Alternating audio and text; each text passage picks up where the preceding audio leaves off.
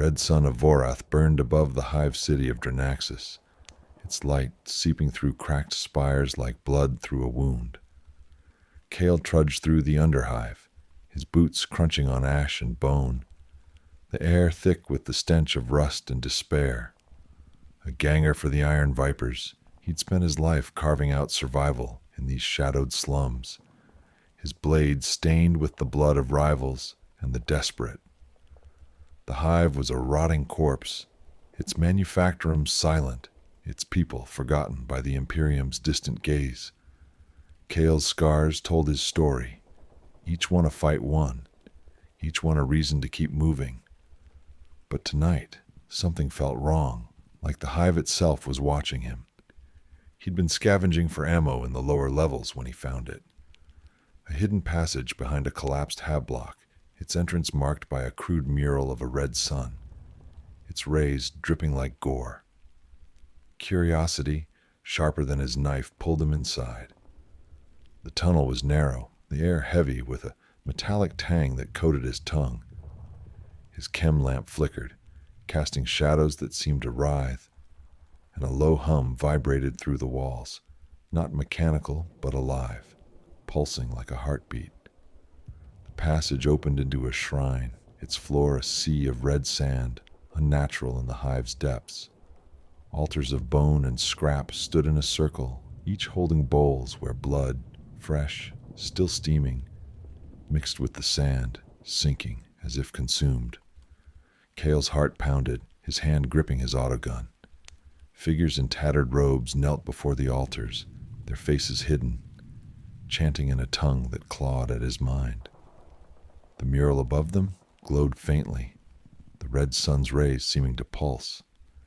He stepped closer, drawn despite himself, and the sand shifted underfoot, warm, almost liquid. A vision flashed, his hands drenched in blood, not his own, offering it to the sand as the hive cheered. The chant grew louder, and the ground trembled, a faint chittering rising from below. Something was awake, hungry, and it knew he was there. The red sun's light barely reached the underhive of Dranaxis, but its weight pressed on Kale's soul, heavy as the blood-soaked sand he couldn't forget.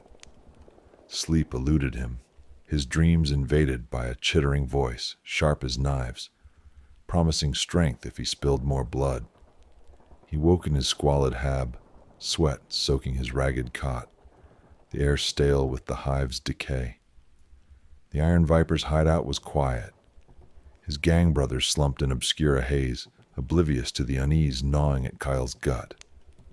The shrine he'd found last night clung to his thoughts, its red sand altar pulsing in his mind like a wound that wouldn't close.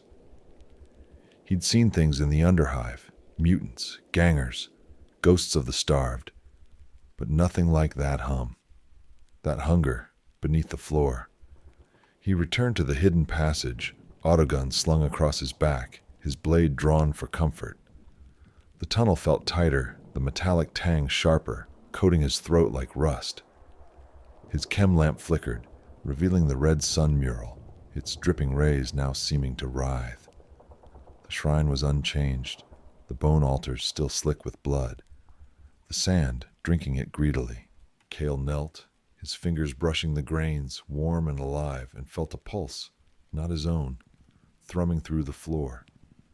He dug, his blade scraping until it hit something soft, organic, a tendril, slick and purple, pulsing like a vein.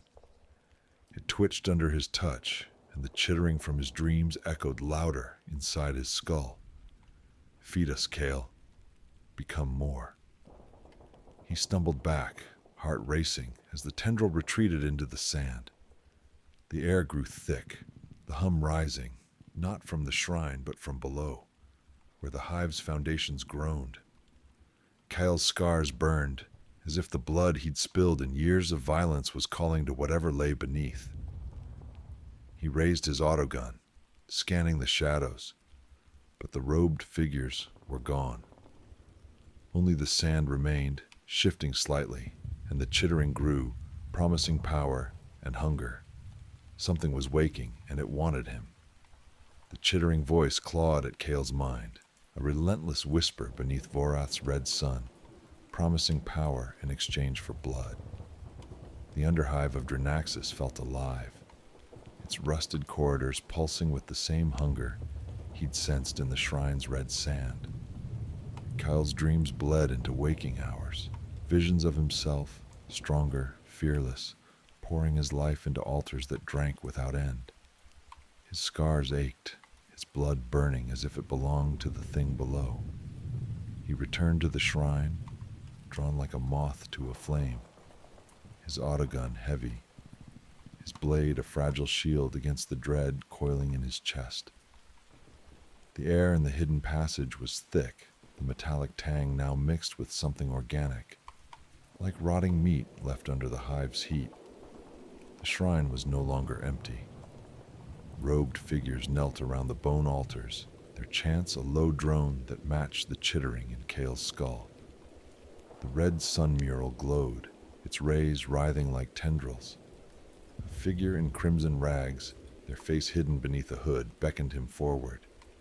"You've heard it," they rasped, voice like grinding bone. "The red sun demands life. Join us, Kale." They knew his name, and his blood surged, hot and traitorous. They spoke of the red sun as a god, a devourer that would make them whole, and offered him a bowl of sand, urging him to cut his palm. He refused, but the chittering grew louder, urging compliance, and his hand twitched toward his blade. A scream broke the chant. A bound figure, some underhive drifter, was dragged to the central altar. The cult's leader sliced their throat, blood pouring into the sand, which writhed like a living thing. The ground shook, cracks splitting the floor, revealing more pulsing tendrils, thicker, hungrier. Kale's vision blurred, his blood boiling in his veins, as if the sacrifice called to him. The cultists turned, their eyes glinting red, and the chittering voice laughed. "You're already ours." The sand surged, and something massive stirred below, its hunger reaching for him. Kale's blood burned hotter than Vorath's red sun, a traitor in his veins, urging him to kneel before the shrine's writhing sand. The underhive of Dranaxis groaned, its rusted walls trembling, as the chittering voice in his skull grew ravenous. "Feed us, Kale. Become us." The cultists' red glinting eyes pinned him, their chants a hymn to the thing below, its hunger seeping through the cracked floor where bioorganic tendrils pulsed like veins of a buried god. Kyle's autogun felt useless, its weight mocking his instinct to run. He'd seen death in the hive, gangers gutted, mutants torn apart. But this was different. The Red Sun's shrine wasn't worship, it was consumption, and he was its next offering. He bolted, boots skidding on blood-slick sand, the cultist's screams chasing him through the shrine's tunnel. The air grew thick, the metallic rot now a living stench clawing at his lungs. Behind him the ground split wider, tendrils lashing out, their tips glistening with barbs that whispered of tyrannid horrors he'd heard in gang tales. Beasts that devoured worlds. The hive shook, its ancient supports buckling, as if the city itself rejected the thing waking beneath. Kale's vision warped, the chittering voice twisting his thoughts. His brother's face, dead in a gang war, now smiled from the shadows, urging him to turn back. His blood surged, each heartbeat a plea to return to the altar. In the underhive's maze, cultists hunted him, their blades dripping with the same red sand. A bioform burst from a collapsed wall, a skeletal thing, insectoid, its claws clicking like the voice in his head. Cal fired, autogun rounds tearing through its flesh, but more emerged, their forms half seen in the flickering dark. The hive's lights failed, plunging him into a red-tinged nightmare where walls bent and floors pulsed. His scars screamed, his blood no longer his own, as the chittering promised godhood if he surrendered. Ahead, a collapsed spire blocked his path, and the ground heaved, a massive presence rising. The bioform's eyes locked on him, and the hive began to crumble, swallowing him in its hunger. The hive of Dranaxis crumbled under Vorath's red sun, its rusted bones screaming as the ground split, birthing a horror that claimed Kale's blood as its own.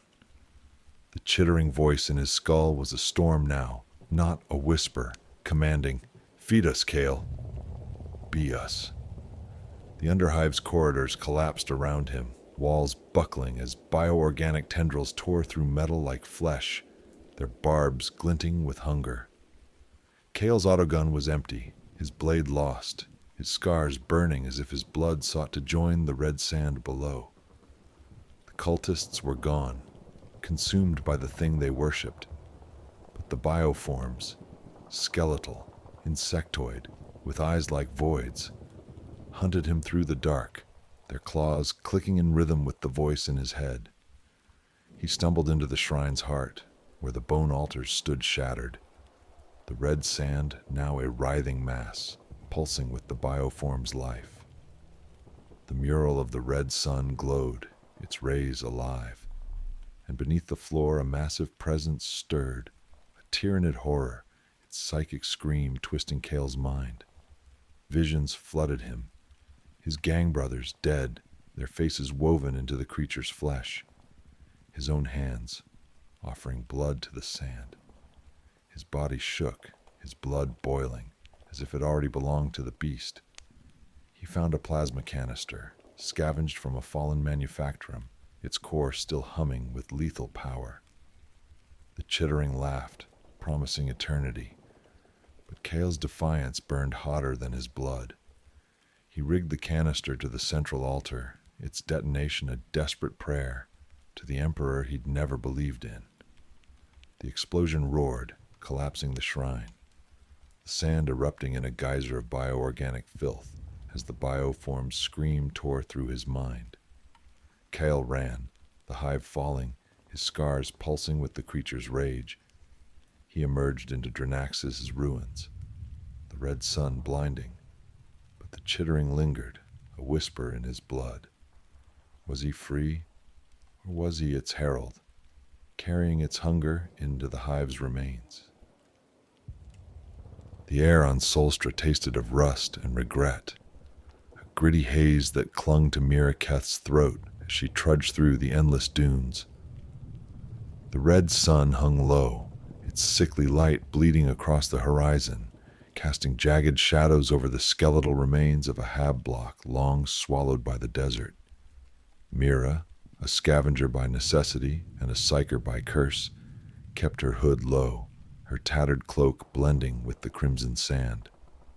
Her mind, always a fragile thing, buzzed with static, a faint hum she learned to ignore since fleeing the black ships a decade ago. Solstra was a graveyard for the Imperium's forgotten, and for someone like her, it was the perfect place to disappear. The settlement of Varn's Reach, a cluster of corroded domes and failing moisture traps, barely clung to life on the edge of a vast dune sea. Mira scavenged its outskirts, picking through ruins for scraps of tech or rations to trade, always wary of the enforcers who'd burn her for her witch blood if they knew. Her boots crunched against something sharp, not the usual soft give of sand.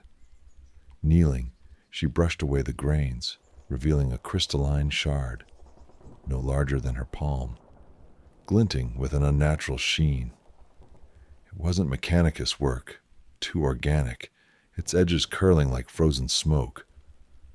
The moment her fingers grazed it, a jolt seared through her, not pain, but something deeper, like a scream trapped in her bones. Her vision blurred, and the desert vanished. She stood in a city of impossible spires, their surfaces rippling with liquid light, towering over a sea of red sand that pulsed as if alive. Figures moved among the spires, tall insectoid, their translucent forms bending the light around them, their eyes like prisms, fracturing the sun's rays into hypnotic patterns. They sang, a sound that wasn't sound, but a vibration in her skull, promising purpose, unity, eternity. Mira gasped, wrenching her hand from the shard, and the vision snapped shut. The desert returned, silent save for the hiss of wind. Her heart pounded, her breath ragged, but the shard's hum lingered in her mind, faint yet insistent, like a voice calling her name. She should have left it buried. Every instinct honed by years of hiding her psychic gift screamed to walk away. But Solstra's scavengers lived on desperation, and the shard's strangeness promised value, maybe enough for a month's rations or a passage off this forsaken rock. She wrapped it in a rag, tucking it into her satchel, and moved on, her eyes scanning the dunes for more. The settlement's edge loomed closer, its rusted spires barely visible through the heat haze. Mira's thoughts churned, the vision's afterimage clinging to her like damp cloth. She'd seen Xenos before, picked captures and smuggled data slates, warnings of the alien horrors the Imperium purged.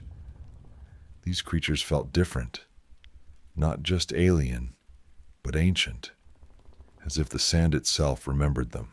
The air on Solstra tasted of rust and regret, a gritty haze that clung to Mira Keth's throat as she trudged through the endless dunes.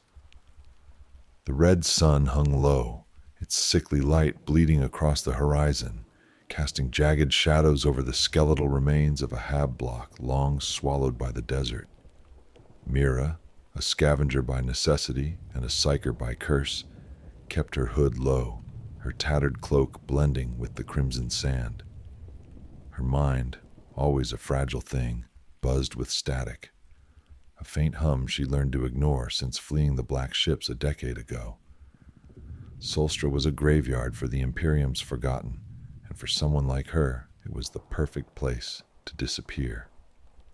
The settlement of Varn's Reach, a cluster of corroded domes and failing moisture traps, barely clung to life on the edge of a vast dune sea.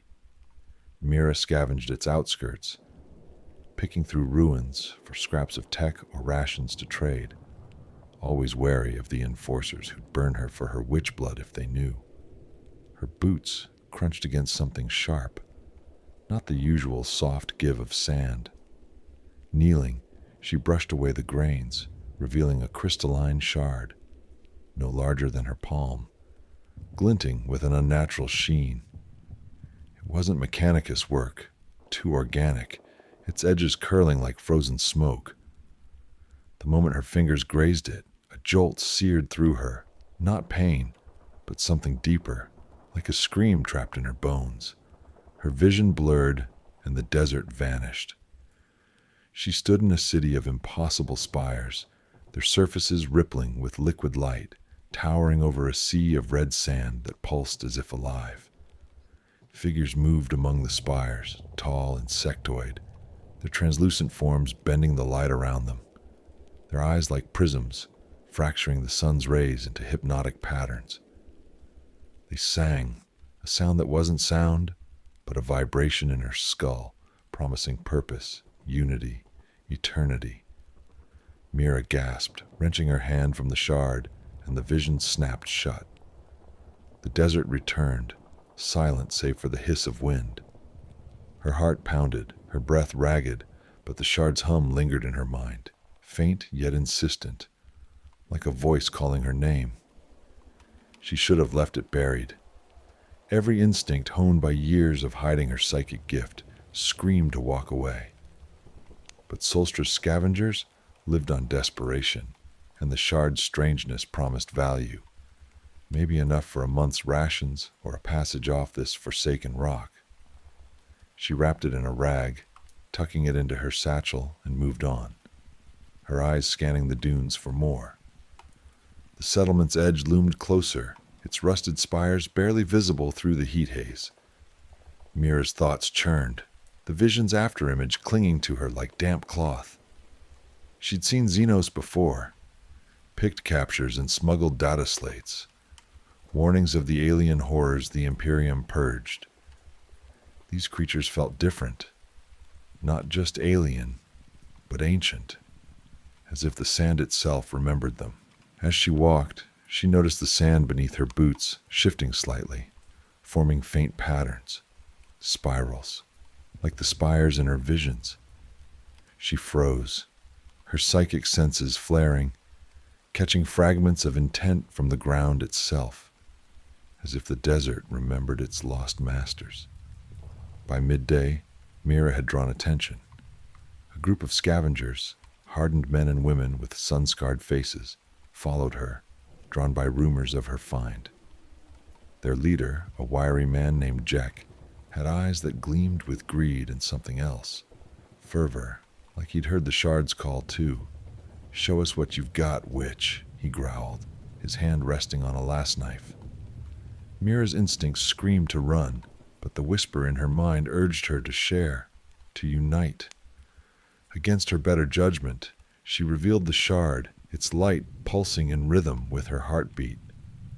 The scavengers gasped, some stepping back, others leaning closer, their eyes reflecting its glow. Jack reached for it, but Mira pulled back, the whisper turning sharp, protective. "Ours." Building Jack's face twisted, not with anger but recognition, as if he'd heard it too. "We can help you," he said, his voice softer, almost reverent. "The sand wants something. Let's give it." That night, Mira led the scavengers to the dunes beyond Varn's reach, driven by a compulsion she couldn't resist. The shard's whispers guided her hands, and she knelt, pressing her palms into the sand. It moved under her touch, flowing like water, forming the base of a spire that matched her visions. The scavengers joined her, their movements synchronized, as if the shard spoke to them too. The air grew heavy, the red sun's light bending around the rising structure, casting unnatural shadows. Mira's psychic barriers crumbled, and the desert's memories flooded her. Images of a Xenos civilization, their cities thriving before the Imperium's purge, their essence bound to the sand itself. She saw their end. Their structures collapsed by orbital fire, yet their will endured, waiting for someone like her to awaken it. The spire grew, its surface smooth and translucent, humming with the same song that haunted her. Jack and the others chanted, their voices blending with the wind, their hands shaping the sand without tools. Mira felt the desert watching, its gaze ancient and patient, and knew she was no longer just a scavenger. She was its vessel. The dunes beyond Varn's reach shimmered under the red sun's oppressive glare, their surfaces rippling as if breathing. Mira Kith knelt at the base of the spire she'd shaped the night before, its translucent curves rising like a frozen wave, catching the light in fractal patterns that hurt her eyes. The shard in her satchel pulsed, its hum now a chorus in her mind, weaving memories of a Xenos city through her thoughts. Spires that sang, sands that obeyed. A civilization that thrived before the Imperium's fire scoured Solstra clean. Her psychic senses, raw and overstretched, caught the desert's intent. It wanted to rise again, and she was its conduit.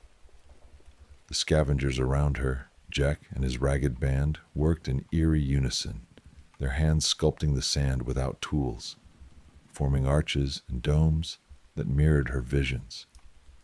Their eyes gleamed with the shard's light, their movements too precise, as if guided by something beyond themselves.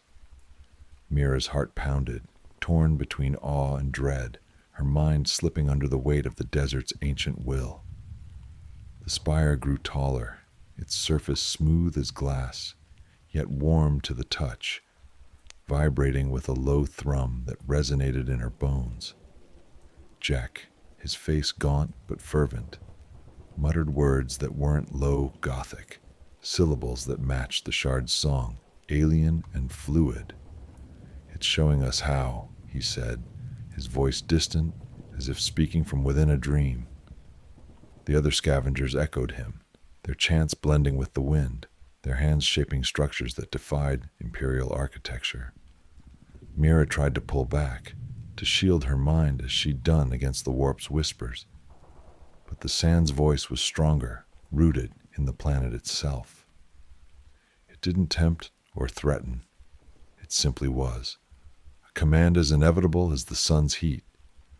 She pressed her hands deeper into the sand, and it flowed upward, forming a second spire beside the first, its edges curling like the limbs of the insectoid figures from her visions. The air grew heavy, the red light bending around the structures, casting shadows that moved against the wind's direction. Mira's psychic senses flared, catching glimpses of the scavenger's thoughts, fractured like hers, but unified by the shard's call. Jek's mind was a tangle of devotion, seeing the spires as salvation, a way to escape Solstra's decay. Others felt it too, their desperation for survival twisting into worship of the desert's will. But something else stirred, a presence in their flesh.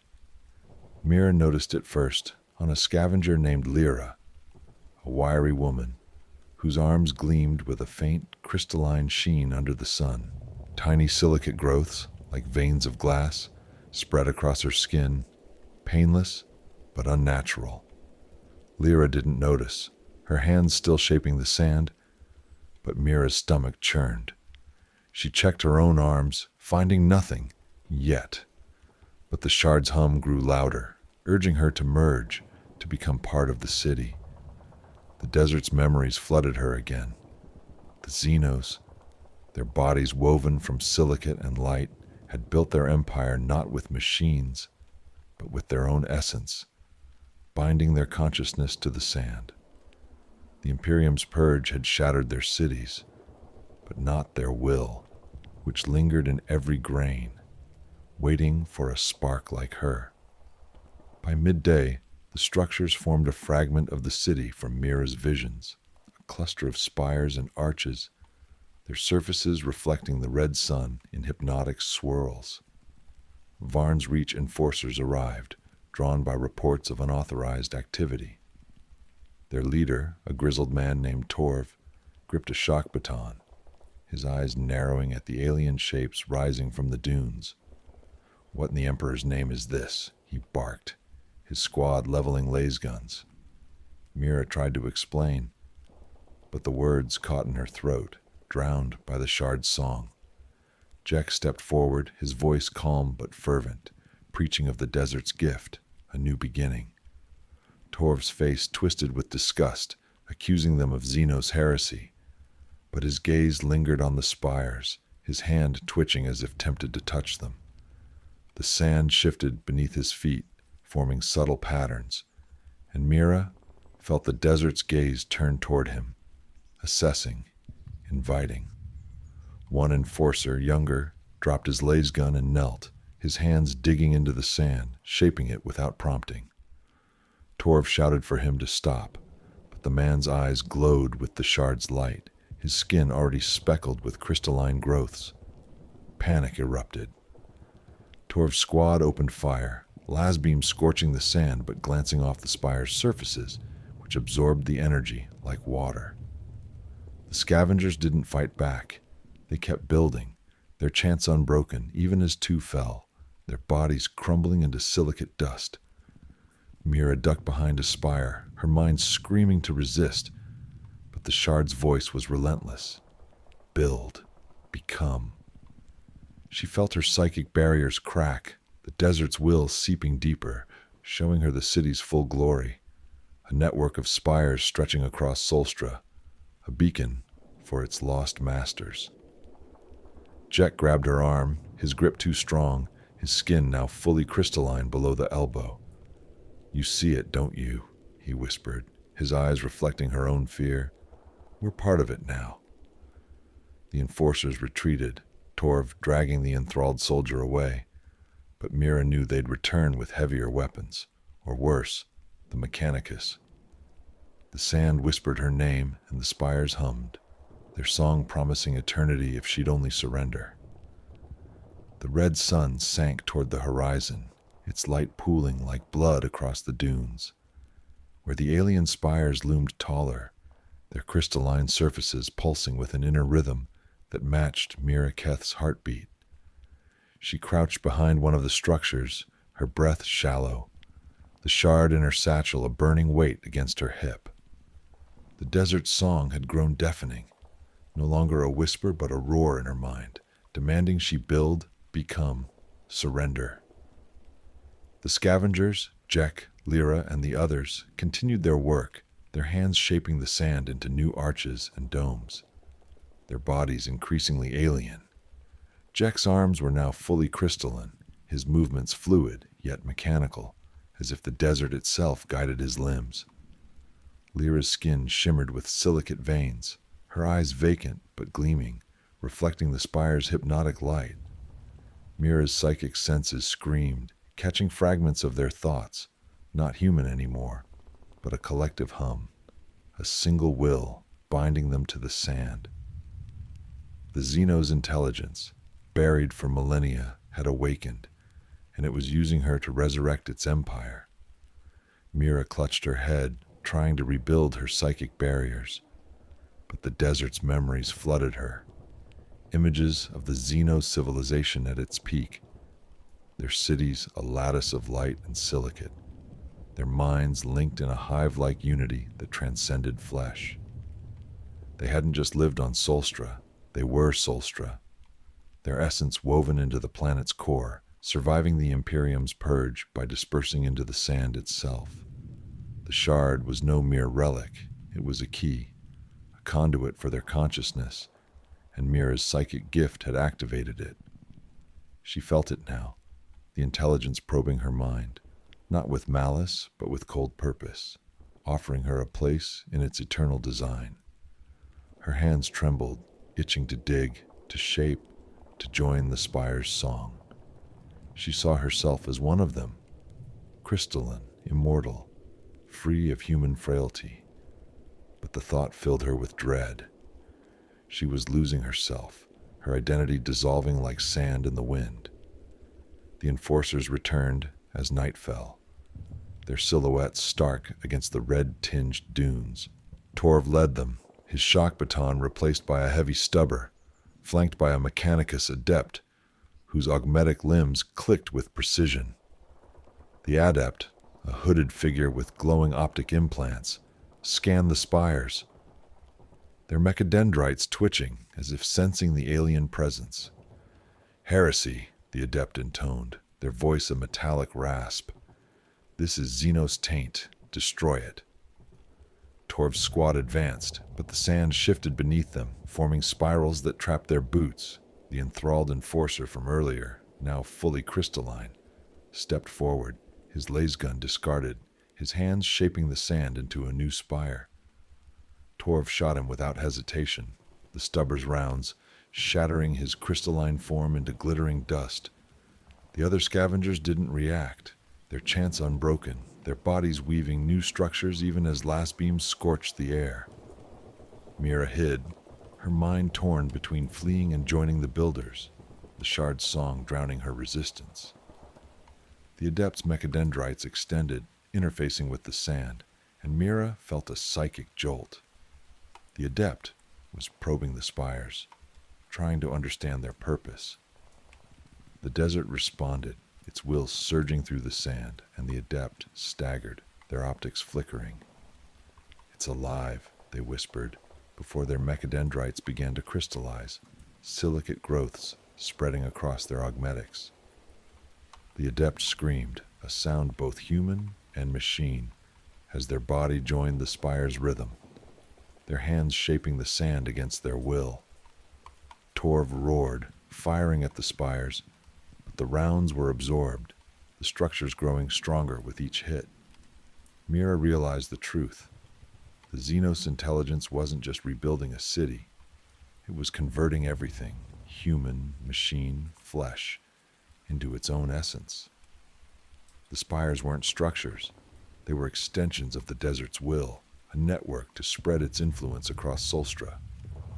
Mira's vision blurred, the shard's song now a command. Merge. Become the city. Her hands moved without her consent, scooping sand, forming the base of a new arch. She fought it, her psychic powers flaring, But the desert's will was stronger, rooting her to the spot. Jack approached, his face no longer human, his eyes compound prisms that reflected her fear. "You can't fight it," he said, his voice a chorus of clicks and hums. "The sand remembers us all." His crystalline arm touched her shoulder, and she felt a surge of alien memory, millennia of waiting, of planning, of manipulating Solstra's settlers to awaken the shards. The Imperium's purge had failed because the Xenos had never died. They'd become the planet, and now they were reclaiming it through her. She saw Varn's Reach consumed, its people transformed, the desert blooming with spires under a red sun that pulsed with their will. Her powers amplified the sand's reach, the spires growing faster, spreading toward the settlement. The enforcers fell, one by one, their bodies crystallizing or buried by the shifting dunes. Mira screamed, her voice lost in the wind as the desert tightened its grip, pulling her deeper into its ancient dream. The night sky over Solstra burned red, the sun's dying light swallowed by a haze of swirling sand, as if the desert itself exhaled in triumph. Miraketh staggered through the alien city, taking shape around her, its spires now a labyrinth of crystalline towers, their surfaces alive with shifting patterns that sang of a lost empire. The shard in her satchel was a furnace against her side, its hum a relentless tide drowning her thoughts, urging her to merge, to become the desert's will. Her psychic barriers were gone, shattered by the Xenos' intelligence that had waited millennia for a vessel like her. The scavengers, Jek, Lyra, and the others, were no longer human, their bodies fully crystalline, their movements a synchronized dance as they wove new structures from the sand. Varn's Reach lay in the distance, its domes half buried, the settlement's lights flickering as the desert encroached, spires rising at its edges like a tide of glass. Mira's mind reeled, caught between her fading humanity and the alien promise of eternity. She clutched the shard, its light searing her palm, and the desert's memories surged, a final vision of the Xenos civilization at its zenith. Their cities a symphony of silicate and light, their minds one with the planet. The Imperium's purge had shattered their forms, but their essence had seeped into Solstra's core, binding to every grain of sand, waiting for a psyker to ignite their return. Mira saw herself as their conduit, her powers amplifying their will, raising the city to consume the human settlers. The enforcers were gone, their bodies crystallized or buried, and the Mechanicus Adept had joined the spires, their augmetics now part of the desert's design. Jack stood before her, his face a prism, his voice a chorus of clicks. "You are the key, Mira. Let go. Become us." His crystalline hand reached for her, and she felt the desert's pull, a seductive promise to shed her pain, her fear, her mortal limits. But beneath it, she sensed the cost. Herself erased, her soul woven into an alien hive mind. Mira stumbled toward the heart of the city, where the tallest spire loomed, its base pulsing with a crystalline core, the shard's source, the anchor of the Xenos intelligence. Her psychic senses burned, catching fragments of the desert's plan. The spires weren't just structures, but nodes in a network, spreading across Solstra to awaken other shards, other cities. If she surrendered, the planet would become a beacon, calling the Xenos essence to other worlds. She saw Varn's Reach transformed, its people crystalline, their minds one with the sand, marching to spread the Empire's will. Her hands moved unbidden, shaping the sand, but her heart rebelled. She was a scavenger, a survivor, not a pawn. She'd fled the black ships, endured Solstra's cruelty. She wouldn't let the desert claim her now. The core thrummed, its light blinding, its song deafening. Mira's powers flared, unguided, and the sand around her rose in a storm. forming tendrils that lashed at her, trying to bind her to the spire. She screamed, her voice raw, and channeled her psychic energy into a desperate act, not to build, but to destroy. She tore the shard from her satchel, its heat scorching her flesh, and hurled it at the core. The impact shattered both, a blast of light and sound that shook the dunes. The spires wailed, their song fracturing, and the sand collapsed, burying the city in a cascade of red. Jack and the others froze, their crystalline forms cracking, then crumbling into dust, their connection to the desert severed. Mira fell to her knees, her mind her own again. But the cost was immediate. Her body burned, her psychic gift overtaxed, blood seeping from her eyes and nose. The desert grew still, the spires gone, the sand smooth as if nothing had happened. Barnes' Reach flickered in the distance, spared for now. But Mira felt the desert's gaze linger, its will dormant but not destroyed. She stumbled back to the settlement, collapsing at its edge, her breath ragged. The sand whispered faintly, a new psyker's name on its breath, hinting at the Empire's inevitable return. As her vision faded, Mira saw a scavenger child pick up a glinting shard from the dunes, its light catching the red sun. The cycle would begin again. The red sun hung low over Spire Valaris, its sickly light bleeding through the polarized viewports of the inquisitorial shuttle. Lyra Vorn, acolyte to Inquisitor Thalor, sat rigid in her restraints, her augmetic eye cycling through data feeds from the Solstra subsector. The hive spire loomed ahead, a jagged silhouette of Gothic iron and stained plasteel, its upper tiers shrouded in a haze of industrial smog. House Klein, the noble family she was sent to investigate, had ruled Valaris for centuries, their wealth built on Prometheum exports. Yet whispers of heresy, unsanctioned rituals, unexplained disappearances had reached the Inquisition's ears. Lyra's mission was simple: confirm the accusations, interrogate the family, and if necessary, purge the taint. The shuttle's vox crackled with static, a faint hum beneath the pilot's coordinates, like a voice just out of reach. She ignored it, chalking it up to Solstra's atmospheric interference. The landing platform was a cold expanse of ferrocrete, flanked by servitors, whose flesh hung loose over rusted frames. A Klein retainer greeted her, a gaunt man named Torin, his eyes too wide, his smile too fixed. "Welcome, Acolyte Vorn," he said, voice smooth as oiled steel. "House Klein awaits your judgment."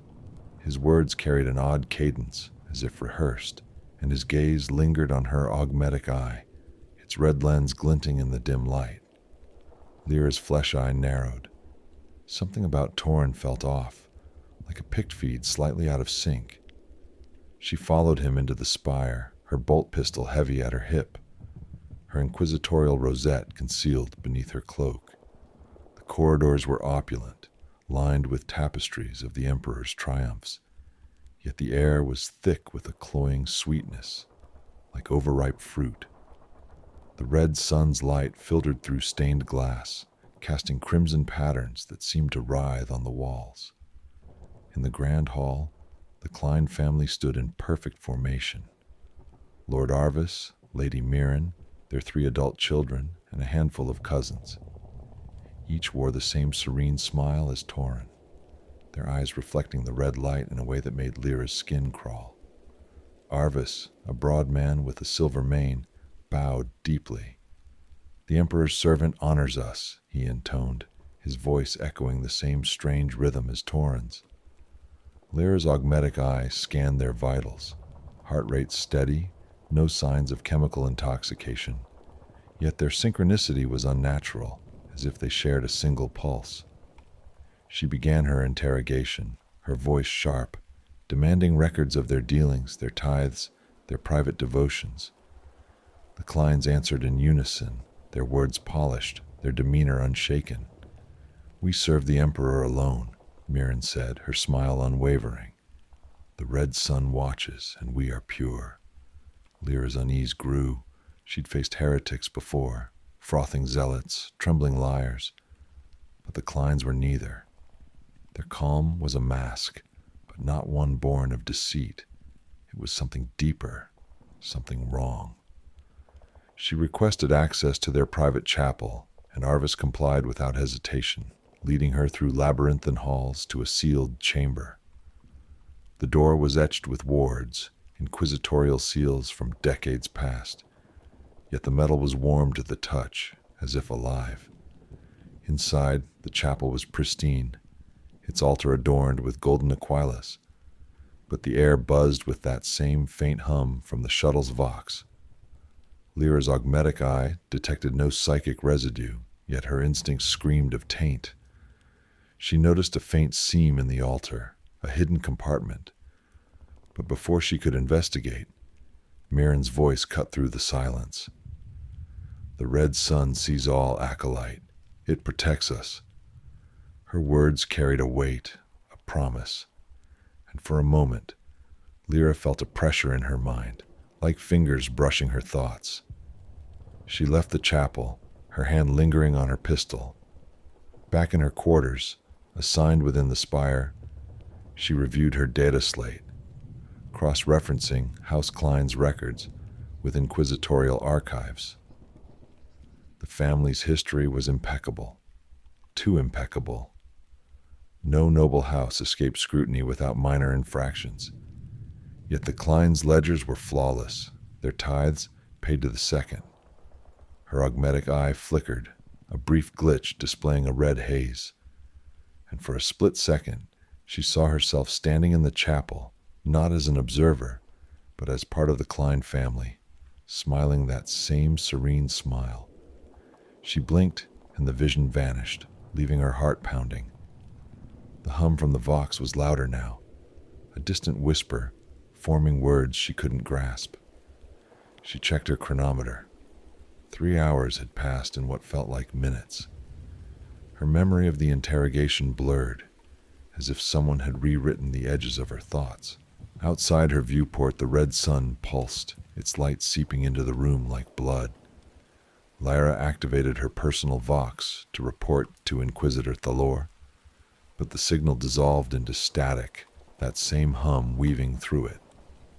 She caught a single phrase, faint but unmistakable: "The red veil welcomes you." Her augmetic eye burned, and she tore her gaze from the sun, her breath ragged. Something was here, in the spire, in the Kleins, in the very air. Something that watched, waited, and smiled. The spire's corridors seemed to twist under the red sun's gaze, their angles subtly wrong, as if the architecture itself conspired to disorient. Lyra Vorn moved through the shadowed halls of Spire Valaris, her boots echoing on polished obsidian floors, each step heavier than the last. The hum from the vox lingered in her mind, a ghostly echo that refused to fade, like a splinter lodged in her thoughts. Her augmetic eye flickered again, its red lens stuttering with static, overlaying her vision with fragments of images. Smiling faces, crimson light, a chapel altar pulsing like a heart. She shook her head, forcing focus, her hand brushing the bolt pistol at her hip for reassurance. House Klein's uncanny unity gnawed at her, their identical smiles and synchronized speech hinting at something beyond human devotion. Her mission demanded answers, but the spire itself seemed to resist her, its air thick with that cloying sweetness, now tinged with a metallic undertone, like blood mixed with incense. Lyra returned to the grand hall, where the Klein family awaited her, still arranged in their perfect formation. Lord Arvis's silver mane caught the red light filtering through the stained glass windows, casting his face in a halo of crimson. "Acolyte Vorn," he said, his voice smooth, shared by the others in a soft chorus. "Have you found what you seek?" Their eyes followed her, unblinking, reflecting the sun's glow like polished mirrors. She demanded access to their private archives, hoping to uncover records of their alleged heretical rituals. Lady Mirren inclined her head, her smile never wavering, and led Lyra to a sealed chamber deep within the spire. The door bore no inquisitorial seals, only a strange sigil etched in spiraling patterns, its lines seeming to shift when viewed from different angles. Lyra's augmetic eye scanned it, registering no known Xenos or chaotic origin, yet her flesh eyes stung as if warning her to look away. Inside, the archive was a labyrinth of data slates and parchment, meticulously organized, yet eerily pristine, untouched by dust. Lyra sifted through trade logs, tithe reports, and devotional records, all flawless, as if crafted to deflect scrutiny. But among the files, she found a single, damaged data slate, its casing cracked, its screen flickering with corrupted text. She activated it, and a fragmented entry appeared, dated decades ago. The red veil protects, binds us, under the sun's gaze. The words dissolved into static, replaced by an image of a Klein ancestor, their eyes glowing red, their smile identical to the family's now. Lyra's head throbbed, and for a moment she saw herself in the image, her own face smiling back, her augmetic eye pulsing with crimson light. She dropped the slate, her breath catching. The hum was louder now, forming whispers. Join us. The veil welcomes. She left the archive, her mind reeling. The Klein's unity wasn't devotion, it was control, something external weaving their thoughts together. She recalled inquisitorial briefings on Xenos parasites, entities that manipulated minds, blending their hosts into a collective will. But her memories felt slippery, as if someone had edited them. She remembered arriving at the spire, interrogating the family, but details blurred. Had she asked about the chapel's altar? Had she seen Torrin's smile falter? Her augmetic eye burned again, and she saw flashes of a memory at her own. Kneeling before the altar, chanting in a language that tasted of ash. She stumbled, catching herself against a wall, its surface warm and faintly pulsating as if alive. The hum grew insistent, threading through her thoughts, urging her to return to the chapel. Lyra forced herself to the spire's undercroft, seeking evidence of the red veil the Kleins mentioned.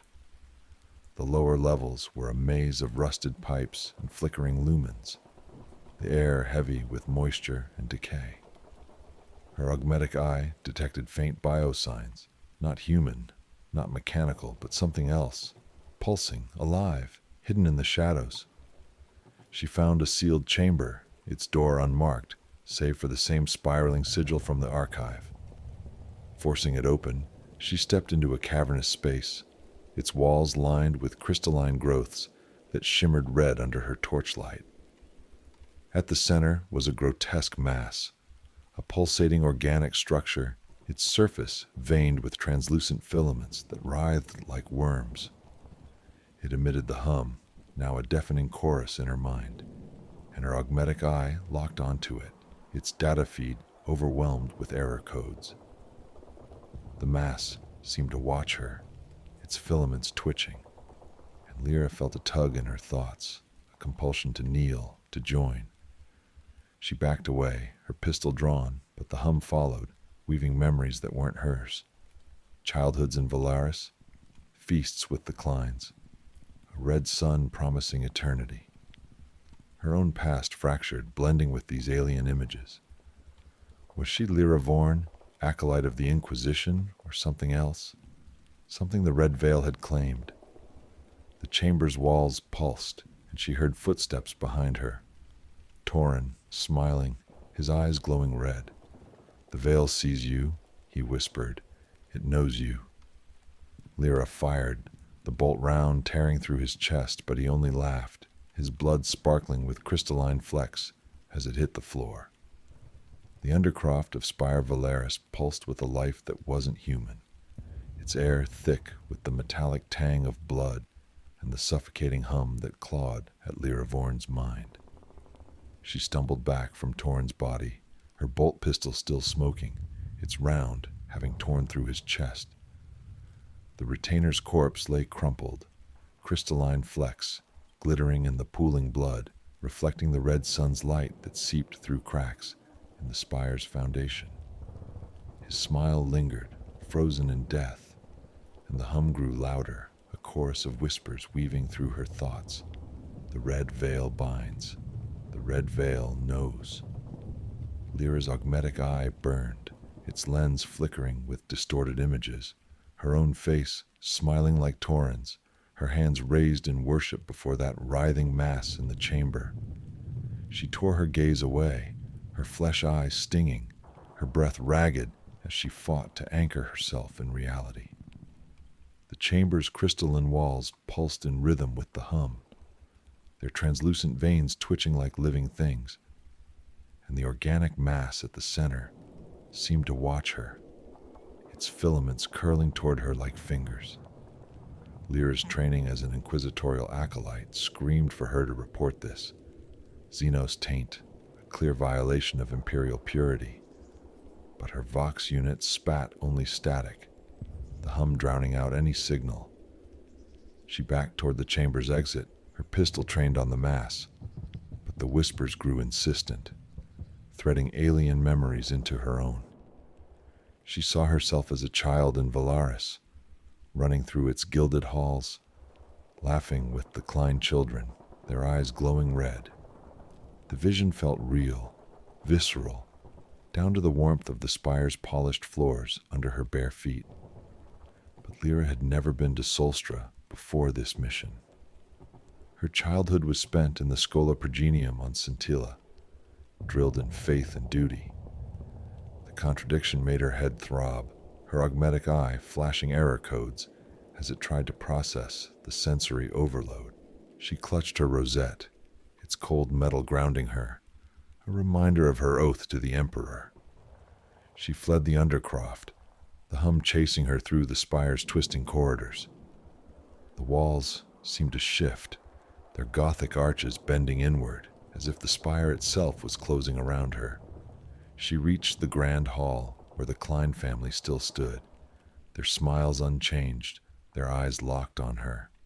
"You've seen the veil," Lord Arvis said, his voice a chorus with the others, their words synchronized.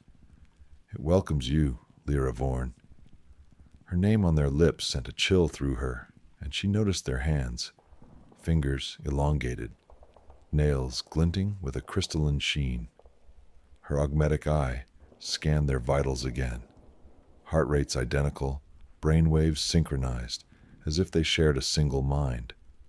She demanded answers, her voice sharp, but Mirren only tilted her head, her smile widening. "The red veil protects us from the red sun's judgment. It can protect you, too." Lyra's mind reeled, fragments of her own memories slipping away. She recalled her briefing with Inquisitor Thalor, his stern face blurred now, his words incomplete. Had he warned her of a Xenos threat, or had he sent her to join the Veil? The uncertainty gnawed at her, and the hum filled the gaps, offering clarity in submission.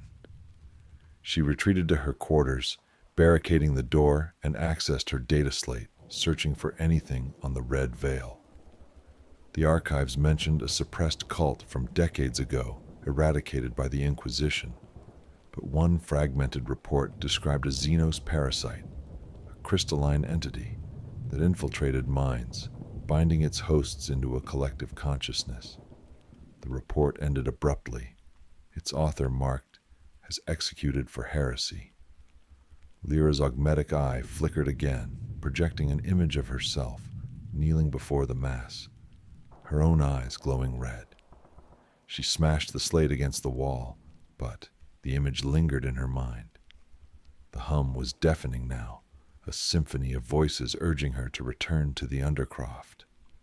She fought it, reciting litanies of purity, but her thoughts betrayed her, blending with alien desires.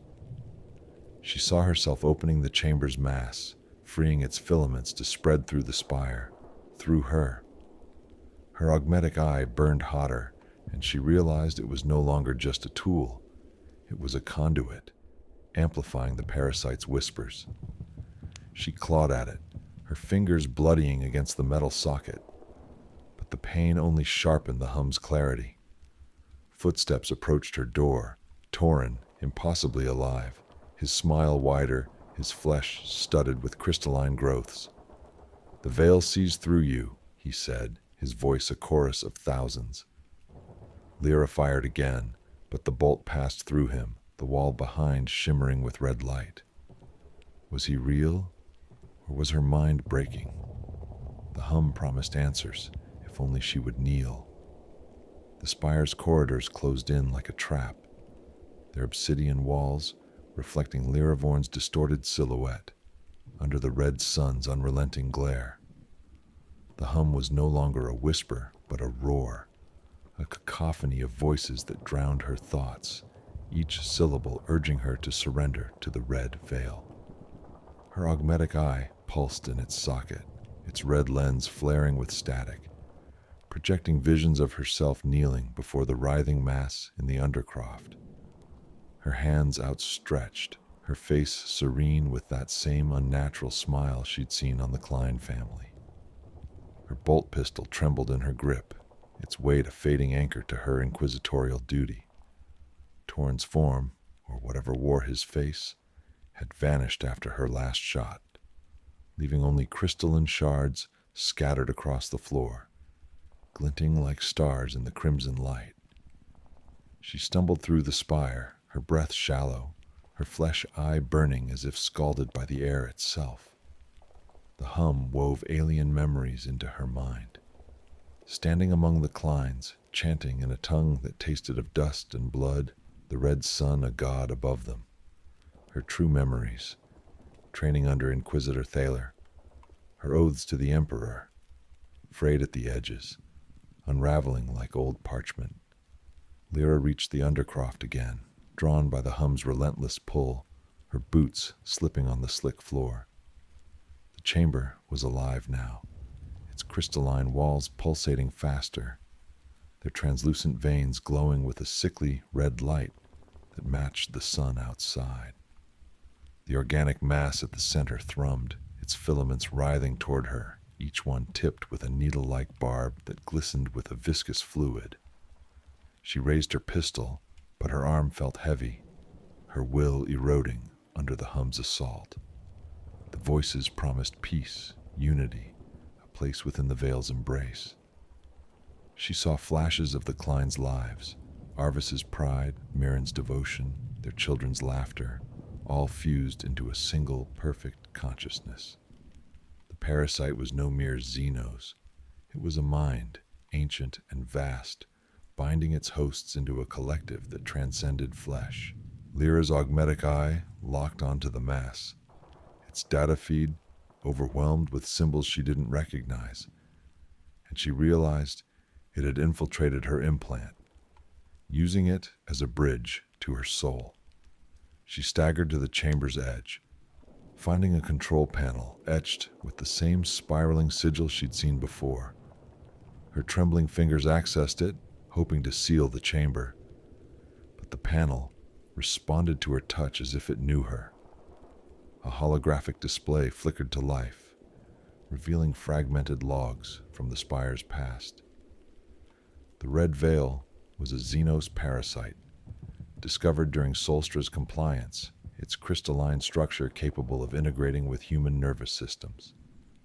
The Kleins had been its first hosts, willingly submitting to its control, believing it a divine gift from the red sun.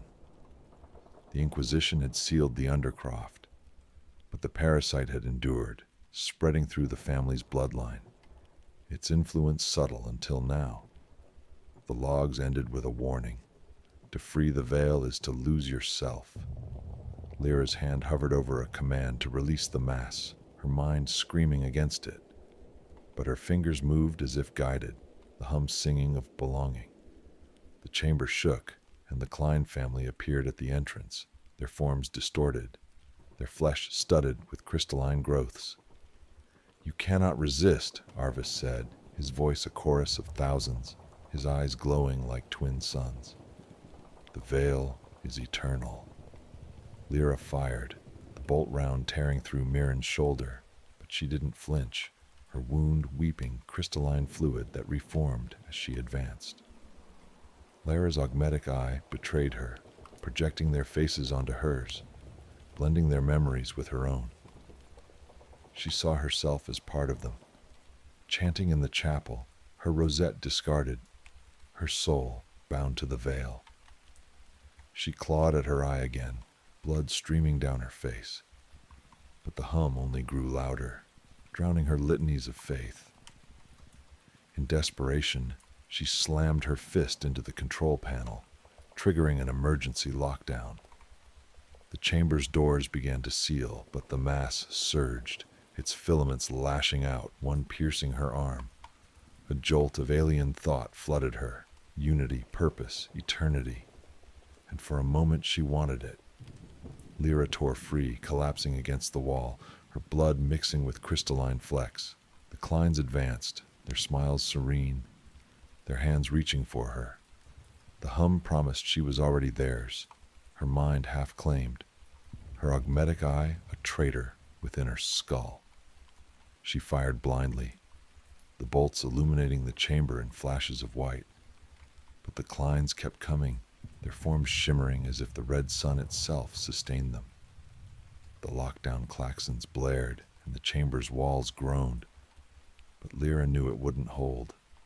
The parasite was awake, and she was its key or its prey. The undercroft of Spire Valaris trembled, its crystalline walls pulsing like a dying heart under the red sun's suffocating gaze. Lyra Vorn crouched against the groaning Faracrete, her bolt pistol nearly slipping from blood-slicked fingers, her augmetic eye searing with static that painted her vision crimson. The hum was a tempest now, a chorus of countless voices screaming for her submission to the red veil. The Klein family advanced, their forms barely human, their flesh a lattice of crystalline growths that shimmered with unnatural light. Lord Arvis's eyes glowed like twin suns, his voice a harmonic drone. "The veil is your truth, Lyra Vorn. Join us."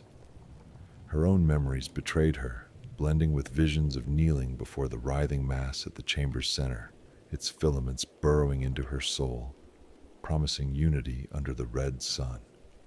Her flesh eye wept blood, her augmetic one a traitor, projecting her own face among the Kleins, smiling, lost. The lockdown klaxons wailed, but the chamber's doors buckled, the parasite's influence overriding ancient mechanisms. Lyra's mind fractured, her inquisitorial training a faint echo against the hum's relentless assault. She saw herself as a child in the spire, chanting with the Kleins, then as an acolyte, reporting to Thalor, his face blurred, his words urging her to embrace the veil. Were those memories hers, or the parasite's lies? The mass surged, its filaments lashing out, one grazing her leg, injecting a burning clarity. The red veil was no mere Xenos. It was a god mind, ancient, born in Solstra's deserts, binding its hosts into a single will. Her augmetic eye fed her its history, stolen from the spire's logs. The Kleins had worshipped it, offering their minds, their blood, believing it shielded them from the Imperium's judgment. The Inquisition had tried to purge it, but the parasite had burrowed deeper, waiting, spreading through the spire's bloodlines, now reaching for her. She staggered to the control panel, its sigil pulsing under her touch. The holographic display flickered, showing a final command: detonate the spire's plasma reactors, a failsafe to eradicate heresy. Her hand hovered, trembling, as the hum promised peace, an end to doubt. The Kleins closed in, their crystalline claws clicking, their smiles serene. "You are ours," Mirren whispered, her voice 1,000 voices, her hand brushing Lyra's cheek, leaving a trail of crystalline dust. Lyra fired, the bolt round shattering Mirren's face, but the fragments reformed, her smile unbroken. The parasite was in them all, in the spire, in her eye. She clawed at the augmetic, ripping it free in a spray of blood and sparks, the hum dimming but not silencing. Her vision darkened, but she forced herself to the panel, inputting the detonation code from her Skola training, her fingers slipping on bloodied keys. The chamber shook as the reactors began to overload, a low roar building in the spire's core. The Kleins paused, their eyes flickering, as if the parasite sensed its end. Lyra stumbled toward the exit, her leg burning where the filament had pierced her, her mind a battlefield of her will against the veils. She saw Thaler's face, not in memory, but in the air before her, his eyes red, his smile Klein-like. "You cannot escape," he said, or the parasite did, using his image. She fired into the vision, the bolt striking the wall, and ran, the spire collapsing behind her. Corridors buckled, crystalline growths shattering, the hum screaming in her skull. She reached the landing platform, the red sun blinding, her shuttle intact but powered down. The reactor's roar grew deafening, and she dove inside, sealing the hatch as the spire erupted in a white-hot inferno, the blast wave rocking the shuttle. Lyra activated the Vox, her voice hoarse, reporting to Thalor, "Spire Valaris purged. Xenos parasite contained." Static answered, then his voice calm, too calm. "Well done, Acolyte. Return to me." The hum lingered in her mind, softer now, but present, whispering her name. She checked her wound, finding crystalline flecks in her blood, glinting under the shuttle's lights. Her reflection in the viewport showed one eye missing, the other glowing faintly red. Had she purged the veil or carried it with her? The red sun watched, unblinking, as she lifted off, the spire's ruins, a smoldering grave below.